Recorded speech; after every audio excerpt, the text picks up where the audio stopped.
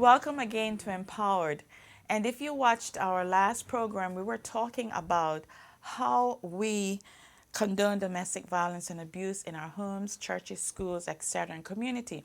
And we're going to pick right up on that for this segment. So we welcome you, and we hope that you'll stay tuned and just be with us as we go through this topic. And Ron, I think we were talking about, you wanted me to give information about the process, about how what happens when someone comes and talks to the pastor or church members about abuse. And I mentioned that the first thing to do is to provide safety. And then if it's a domestic violence situation, as far as a husband and wife or abuser and victim, that couple counseling was not appropriate. And so you said you had something that you wanted to add to that. Well, I think it's normal sometimes for people to believe that they can fix something. And if Sure. you see a problem, let's bring everybody together and see if we can fix this. You also talked in our last episode about how people will believe or not believe. And I think one of the things that we need to understand is that it's really not our responsibility to question whether something is real That's or right. not. And I have a background in mental health and the healthcare business. And one of the processes that we use is when anybody has made an accusation, whether it's rape or whether it's assault, any type of violence whatsoever, we don't go to try to find out whether it's That's true or not. right. What we do is we separate the individuals. We provide a safe place That's right. for the person that has made the accusation, and we make sure that those boundaries are kept until an investigation, until the process can take care of itself. I'm guessing that one of the reasons why you have this listed in your book is because many times, particularly in the church setting, the process breaks down. Yeah. And I would guess that some of that might have to do with, even in pastors and whatnot, not wanting to get involved. Sometimes you're going to be dealing with something that may become a legal issue. Yes. There's all kinds of reasons, all kinds of hurdles, so to speak, with which we have to jump over in order to make sure that we do our part. But the bottom line is that we have to provide the safety net. Yes. We have to do our part, and we have to try to stay as objective as possible in the process. And I think that's difficult. Absolutely, and my suggestion is, like we're both agreeing, and after the safety has been provided, and we know we don't do couple counseling, I would encourage church members, pastors, leaders, if they don't know what to do, get professional help. It can be very dangerous if sides are taken, and then I have seen it happen in a church environment where people take sides. They believe that the woman or the victim, because we refer to the victim as a woman, but I keep on saying anybody can be a victim, anybody can be abusive. But they want to side with one person, the victim, or they want to side with the perpetrator. And when we get into that kind of dynamic, it can be extremely dangerous and divisive in a church setting. So my encouragement is, provide safety, and then try to make sure that both individuals, like you mentioned, are heard, but not necessarily together. And then I would encourage, unless there is a professional who understands the situation or the process or the dynamics, to refer. Let the professionals do their jobs. I'd like to say that. Yeah. Okay, I want to read another one of these Yeah, quotes. you like those I like quotes, these right? quotes. These are good. This one says that the author is unknown, but it says, when condoning evil, silence becomes a crime. How many times have we had an opportunity to be the standard bearer for what is right, and yet we took a back seat to it because we were afraid, for some reason or another, that somebody might not like us, or somebody might be wrong, or somebody, whatever reason it may be. One of the areas listed in your booklet talks about how the older people in the church, in this case, Yes. we can isolate this to the older women in the church because that's how it's specifically stated in your booklet, and how when the older women remain silent on this, particularly if they're going through this, Yes. how this can be of huge detriment, particularly to those younger women that are watching this take place. What can you say about that? Well, I've seen and have had to work with women who came to me because they were in an abusive situation. And when I tried to encourage them, well, these are the steps that you probably need to take in order to be safe. Well, my mother went through it. And my mother and daddy were married for 40, 45, 50 years, and this happened to them. So, they come to see this. They come to see this cycle as being normal. And so when someone like me dealing with this issue try to tell them, that kind of behavior is not normal. It is not normal for you to stay in a relationship where you're being beaten, where you're being told that you're dumb, you're stupid, you're ignorant, where you're being raped, or where your spouse, significant other feels that they have total control over everything, your money, where you go and what you do. And one of the things I try to encourage older women, which sometimes is very difficult, is your daughter or younger women are looking to you as a role model. And because I believe very strongly in the empowerment of women, I believe God has made women powerful, created us in His image. I try to encourage older women, look, if you're in an abusive situation and you come to recognize that it is abusive and you know that it's not good for your children or for your other younger women to be observing this, you need to do something in order to provide just healthy modeling for these individuals. It's not that easy because remember, domestic violence and abuse, it tends to be an intergenerational thing. And so generation after generation, they pass on these traits. And it almost comes to the point where it's normal.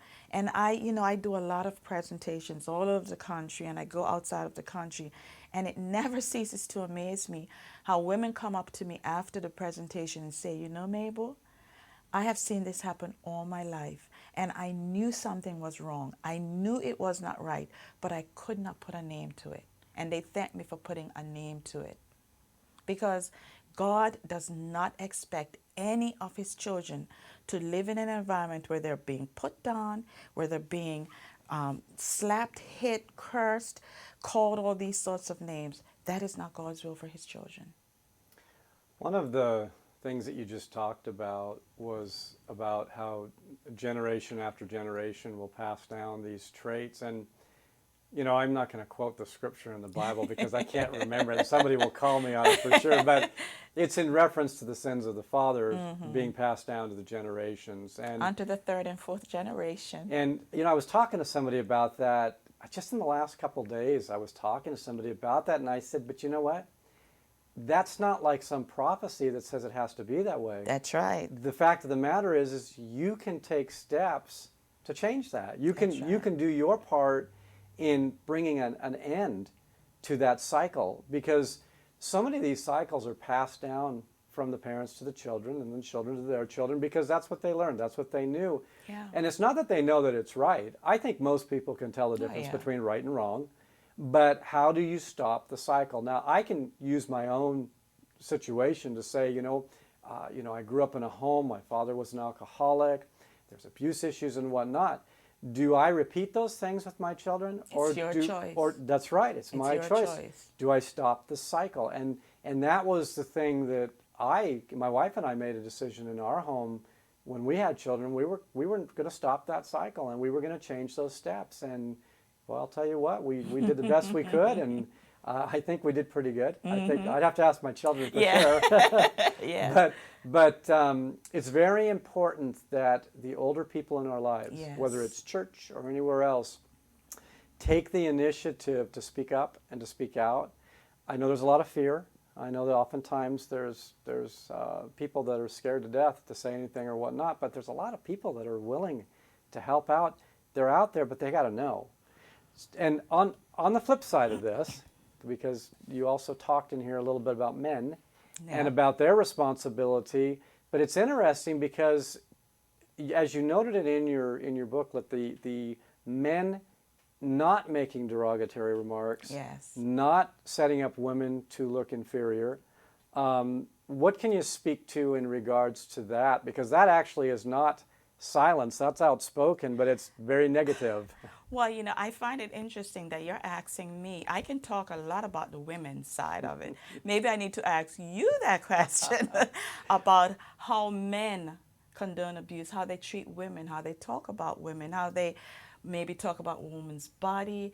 And as I refer to it in here, it says that when older women, pardon me, let me read it so I will make sure that I have it right. When older men showed little or no respect for women and offered derogatory remarks about their roles, bodies, or skills, there is disregard for the female gender, and this is fostered by the younger men. So I want to keep it balanced here, because so many times I had a phone call the other day from a man who was really upset with me because he said, I've read your writings and you're always talking about women being the victims, but what about the men being victims? And anybody reads my writings or hears me know that I speak about both. So I said, well, you read what you wanted to read. You didn't read the rest of it.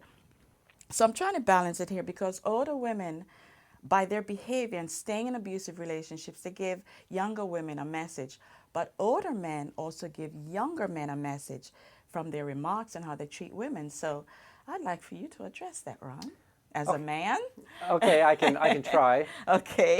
I just made mention that my father was an alcoholic, and so it was very difficult for me to get an example from him because he was gone a lot.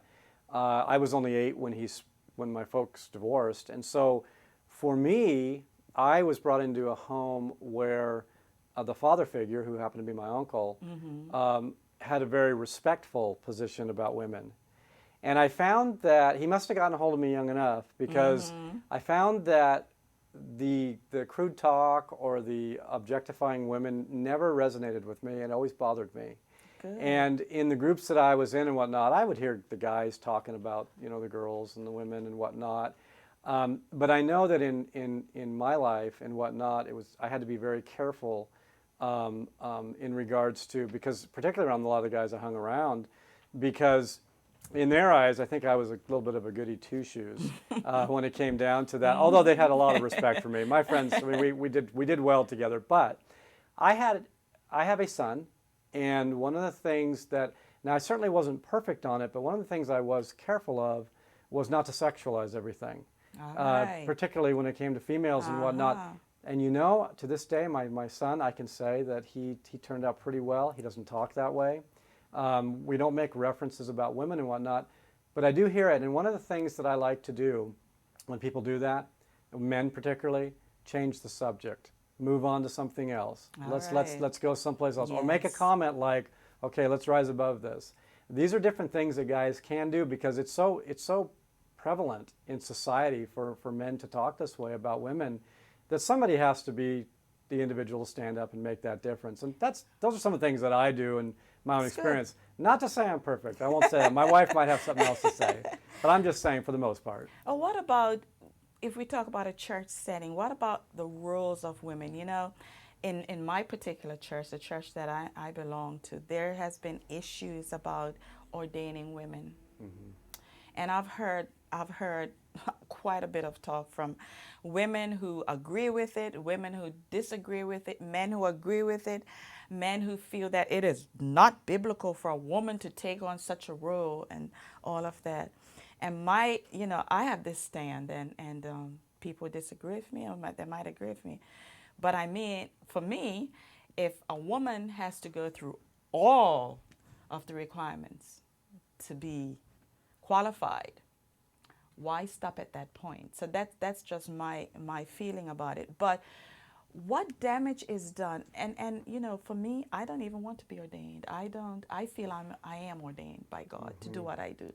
So as far as the the ritual of ordination, that's not an issue with me. But what concerns me is the fact that because she is a woman, there are some people who feel that there's a specific role that she has, and if a woman goes outside of that role, she's usurping the authority of a man, especially if it deals with the religious aspect of church life. So that's a concern that I have. And I just think that we need to relook, and we need to think about the messages that we are giving our younger people when we take certain stands about what a woman can do and what a woman cannot do, or what a man says about a woman and what a woman says about a man. Because, you know, you have some women who feel that, look, I can do anything like a man, I can be like a man, I can whatever. And I think all of these these different ways of thinking and speaking can affect our young people in a very destructive way. You know, this topic is really interesting, and our time is up again. So we're going to keep on talking about this. We have just different ways in which we can condone domestic violence. So we thank you so much for watching again. And we will put some of these on our website, so you'll be able to follow these. And if you're interested in getting the booklet, this is the booklet that Ron has been talking about. It's called The Dynamics of Domestic Violence. And if you're interested in obtaining a copy, please let us know. So we thank you for watching, and we pray that God will continue to bless you. Just want to always remind you that God is with you, that He loves you, and you are empowered in Him.